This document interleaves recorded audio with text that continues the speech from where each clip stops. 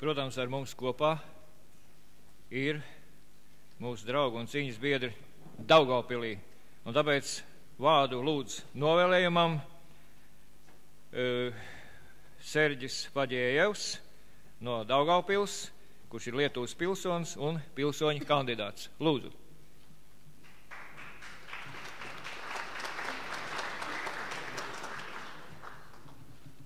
Cienījamie Latvijas patrioti un visu tautību latviešu tautas draugi. Savu novēlējumu es sakšu ar Jāņa Jaunsudrabiņa vārdiem. Turi Latviju dziļi ieslēgtu savā sirdī. Turi to kā lielāku dārgumu, ko nedrīkst pazaudēt, jo zaudējis Latviju, tu zudisi pats.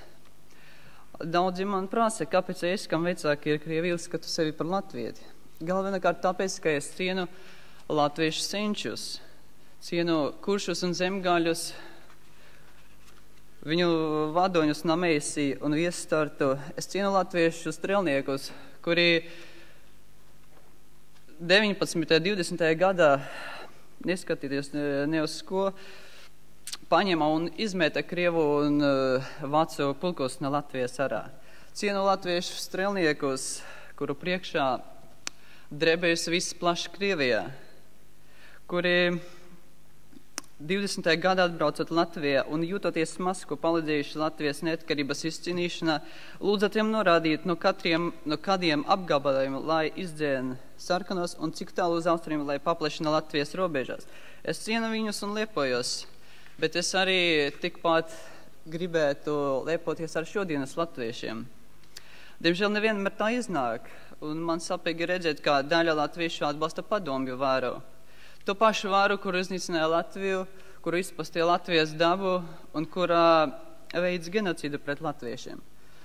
Tik gribas teikt, atcerieties Jēzus Kristus vārdus, ja nu Satāns ar sevi ir ienaida, kā tad viņa valsts pastāvēs. Satāns nevar būt ienaida ar sevi. Arī padomju vara, šī vēlna vara nevar būt ienaida pati ar sevi.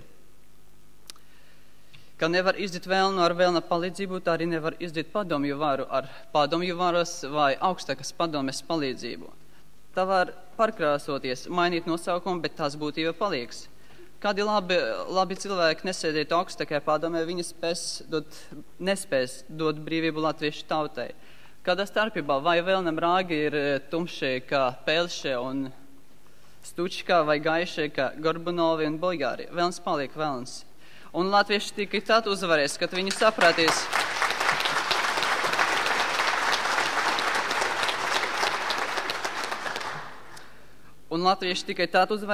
saprātīs, kas ir no Dieva un kas nāk no vēlna.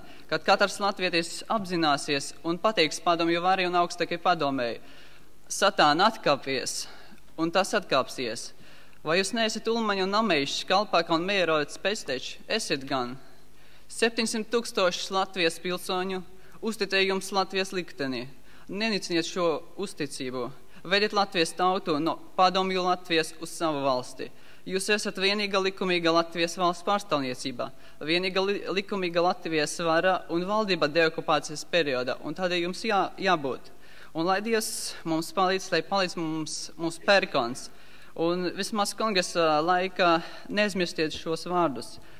Pie Baltijas jūras, kur ziemeļa šņats, kur daba vēl stingra un cieta, kur vilnis pret klintim šķeldamas krāts, tur latviešiem dzimtenes vieta.